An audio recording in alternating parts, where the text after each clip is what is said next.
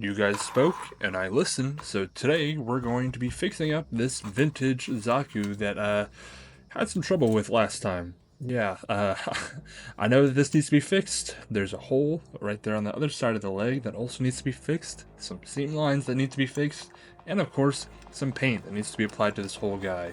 So we got a lot of work ahead of us. Let's just jump into it, shall we? Oh yeah, can't forget these here. So as you can see, obviously, there's no extra hole on the bottom of the calf there for the piping. I accidentally put that on the wrong leg. Go into whole detail about that in the other video with this guy, but today we're going to try to fix that. And to do that, we're going to use a Dremel, some plomo plate, and of course some putty. But before we can do that, I want to get this looking as good as it can.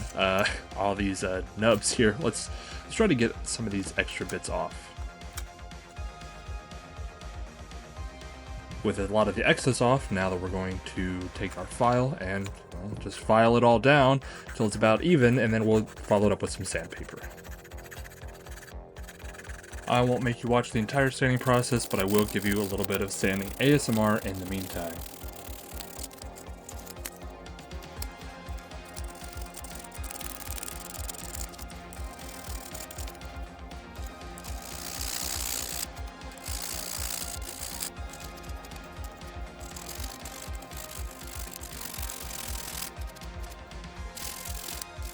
That whole process realistically took about 15 minutes to get nice, and a whole lot of plastic dust on my fingers. Can't wait to breathe that in later.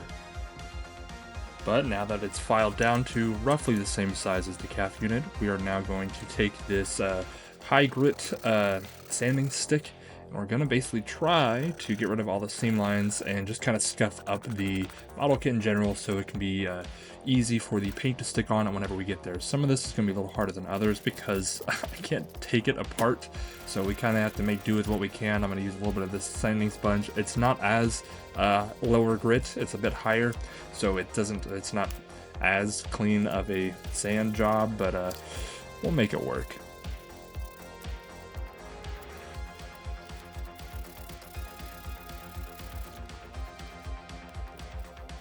I guess this is just my inexperience with these type of kits, but typically whenever I want to get a model ready for, painting, for priming, all this, I take each part apart, but I can't do that because obviously they're all glued together. I guess maybe in the future, if I were to do this again, maybe I would try to get everything, colored and painted and weathered and everything before I put it together. I don't know. I don't know if I'm going to do another one of these, to be completely honest with you.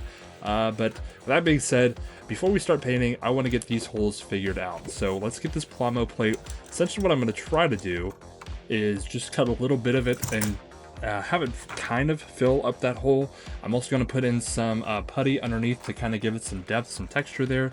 And then once it all glues in, I'm hoping I should be able to just file and sand it down. And then whenever I paint it over, you won't even be able to tell that there was a hole there. This might be a bit too big. Let's cut it down just a bit more, shall we?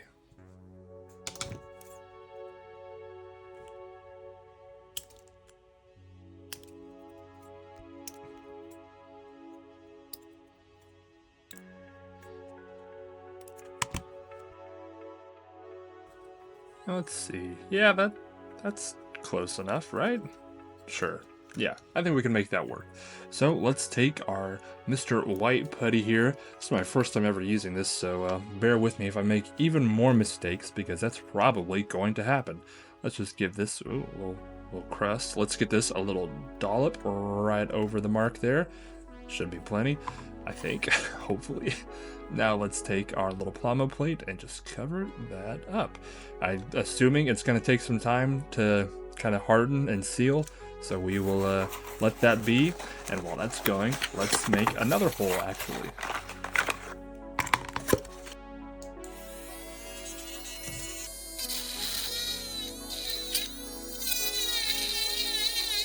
So I know you typically kind of want a guide for where you're going to be drilling, but because the other holes weren't very uniform looking, and because I just couldn't be bothered, I didn't do that. I just used the actual piping to kind of give me a little bit of guidance as to where I should be putting the Dremel through. And you know what?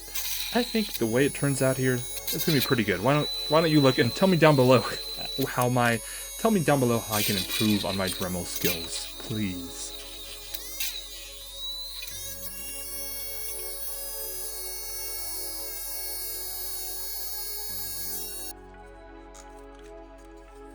With one hole covered and one hole made, it looks like we're starting to get our Zaku back together slowly but surely. You know, I don't think, I'm gonna be honest, I think my hole is a little better than the pre-drilled hole. The piping stays a little better. But speaking of piping, this one up here on the head fell out, so we gotta get this one reapplied. This one is an easy fix though. This is just a little bit of that Mr. Cement on both the front and the back little openings there.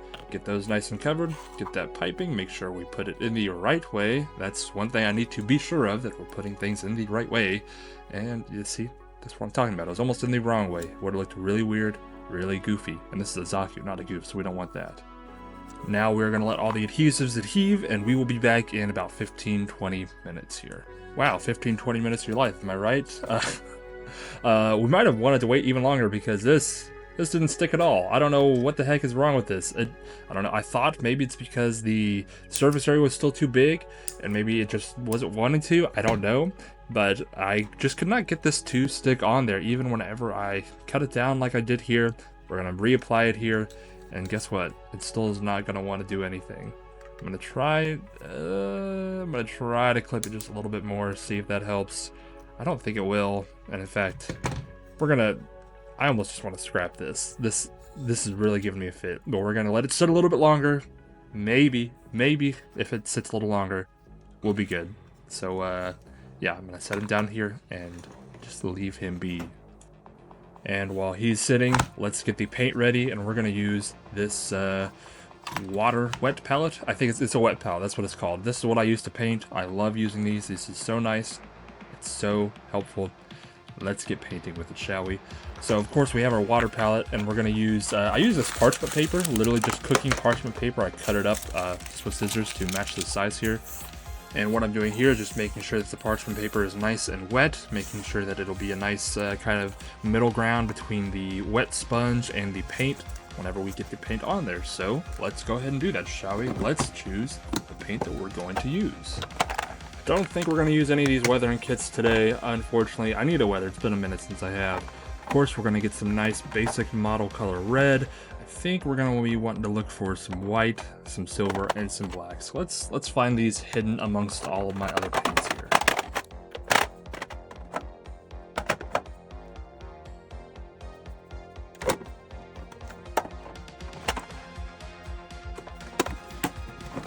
With our paint selected and our wet pad ready, let's get some paint onto it, shall we?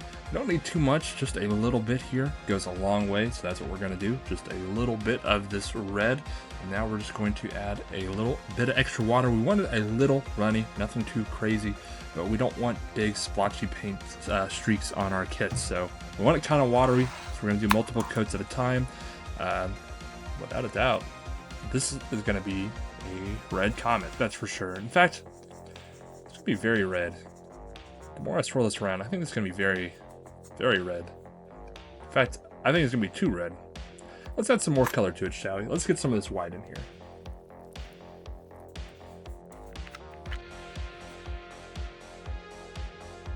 Remember earlier when I said we didn't want to use too much?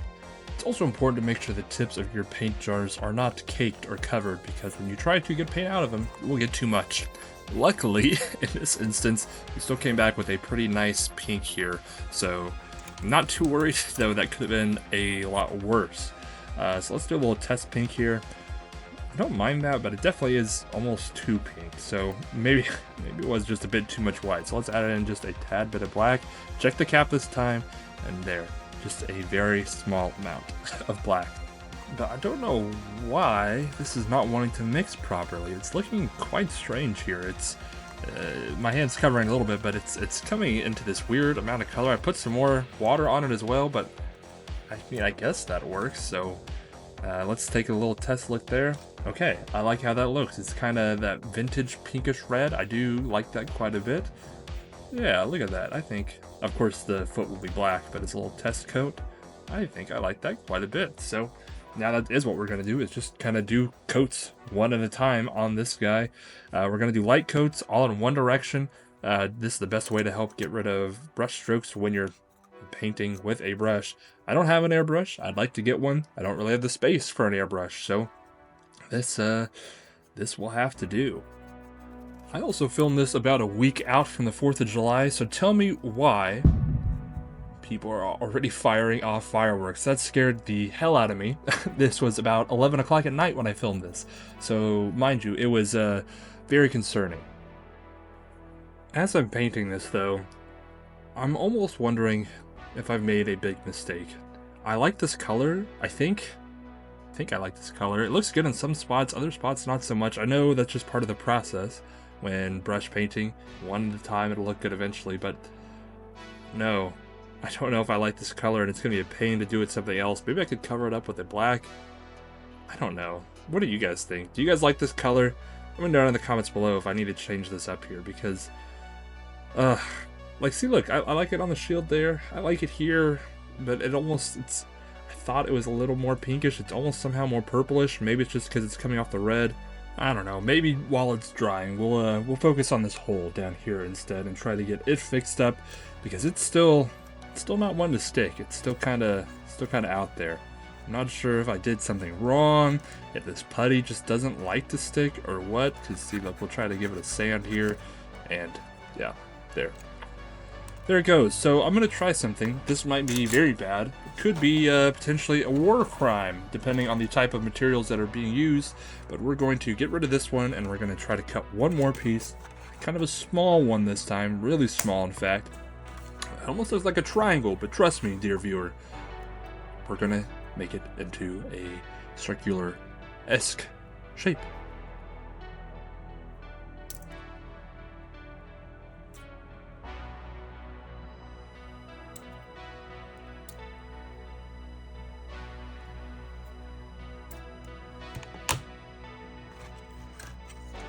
This one's about half the size. Looks like it's gonna work, but that putty is kind of dried on there, but not the actual plomo plate. So this is where the war crime could potentially come in. I don't know what mixing these two different chemical toxins can do to a person's ability to breathe, but look, it's ready to go. And yeah, we're just gonna let it just do its thing. We're gonna let this one dry up for a good amount of time. We'll apply a little bit of pressure to help it out, and maybe, just maybe, this one will actually work.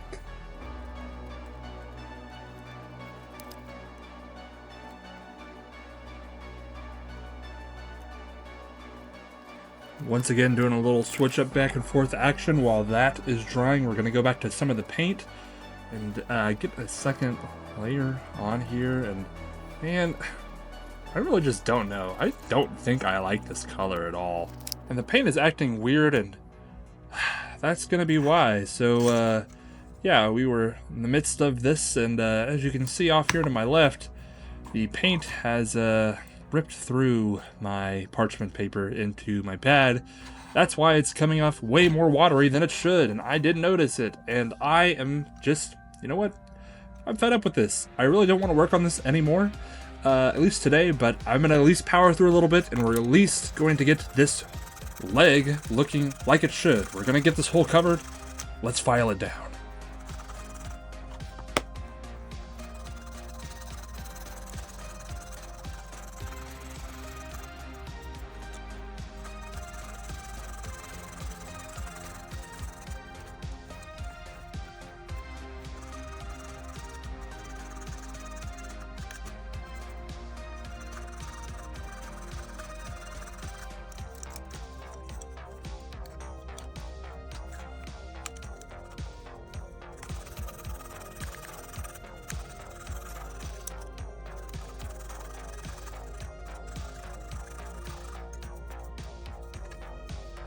Typically I have some outro planned for this or something, but I'm just so out of it with this kit, with this whole thing at the moment. I think we're going to leave it here. Let me know in the comments how I can improve this paint, if I did something wrong with the holes or whatnot, because as you see this others, yeah, I'm just over it.